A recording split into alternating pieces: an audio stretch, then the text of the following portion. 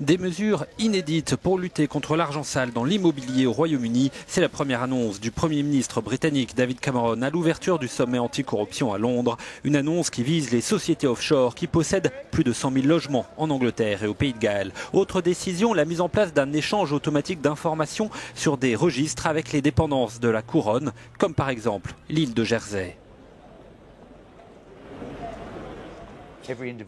Dès qu'une personne veut ouvrir un compte bancaire à Jersey, cette information sera enregistrée automatiquement dans un registre et communiquée à l'administration fiscale du pays d'origine.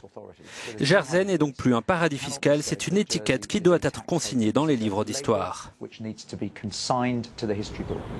Mais cette mesure reste très insuffisante aux yeux des ONG et des militants anticorruption qui dénoncent une poudre aux yeux et qui attendent plus de mesures concrètes et plus de résultats.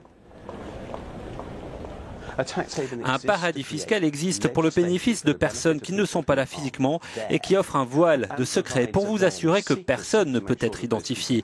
Voilà ce qu'est maintenant un paradis fiscal et c'est ce que Jersey est en train de faire. Un faible taux d'imposition pour le bénéfice de personnes étrangères pour saper le régime fiscal d'autres pays. La corruption est un cancer qui sévit dans le monde, elle détruit des emplois et freine la croissance. C'est ce qu'a écrit David Cameron qui doit clôturer le sommet dans l'après-midi.